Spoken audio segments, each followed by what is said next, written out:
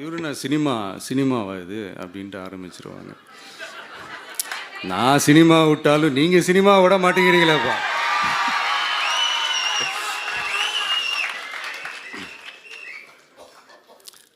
அப்புறம் இன்னொரு ரீசெண்டாக அந்த ஒரு விஷயம் போயிட்டுருக்குல்ல, இந்த கருத்து கணிப்பு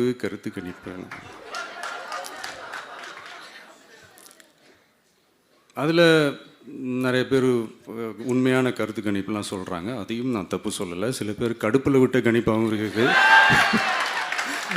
அதையும் நான் தப்பு சொல்லலை.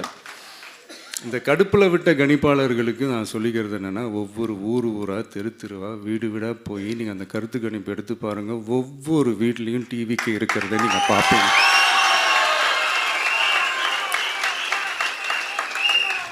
அப்படி சப்போஸ் உங்களுக்கு அது ஷாக்கிங்காக இருந்துச்சுன்னா ரப்பர் வச்சு எல்லாத்தையும் அழிச்சிட்டு மறுபடியும் முதல்லேருந்து எடுத்து பாருங்கள், அதே ரிசல்ட் தான் வரும்.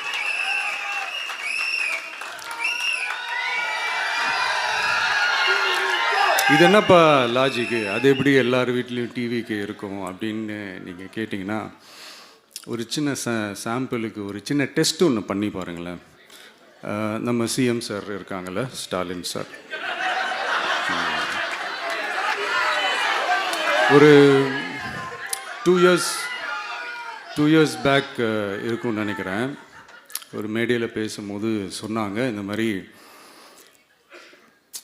என்னோட கட்சிக்கு அவங்களுடைய கட்சிக்காரங்க சில பேர் பண்ணுற அட்ராசிட்டி, ஒரு சில மந்திரிகள் பண்ணுற சில அட்ராசிட்டிஸ்லாம் பார்த்து ராத்திரியில் எனக்கு தூக்கமே வரமாட்டேங்குது அப்படின்னு ஒரு 2 இயர்ஸ் பேக் இருக்கும்னு நினைக்கிறேன். அந்த வீடியோ கூட இருக்குது.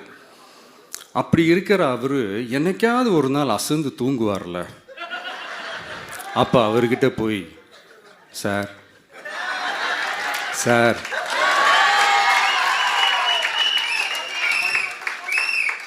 எந்த சின்னத்துக்கு சார் ஓட்டு போடுவீங்க அப்படின்னு கேட்டு பாருங்க. விசில் சின்னத்துக்கு தான்.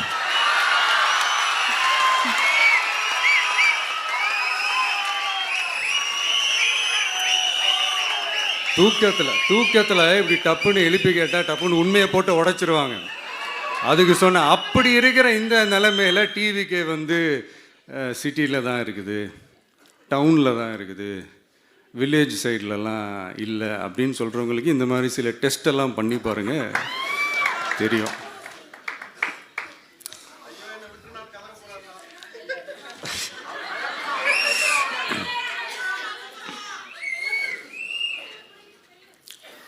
விசில் சின்னம் போகாத ஊரே இல்லை. விசில் சின்னம் எங்கெல்லாம் இருக்குதோ அங்கெல்லாம் டிவிக்கே இருக்குதுன்னு அர்த்தம். என்னுடைய அம்மா, அக்கா, தங்கைகள், அண்ணன், தம்பிகள் டிவிக்கேக்கு ஓட்டு போடுறத யாராலையும் தடுக்க முடியாது.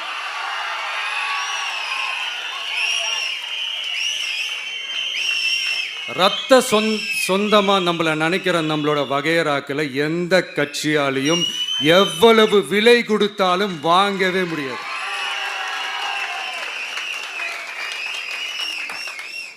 நான் ஓவர் கான்ஃபிடென்ஸில் பேசுகிறேன் அப்படின்லாம் நினைக்காதீங்க. இதுதான் கள நிலவரம், கள யதார்த்தமும் இதுதான். தீய சக்தியை வீழ்த்துறதுக்கு தூய சக்தியான நம்மளால் மட்டும்தான் முடியும். இந்த 2026 சட்டமன்ற தேர்தலில் டிவிக்கே தான் மக்களோட ஒரே ஆப்ஷன். Otherwise no diversion.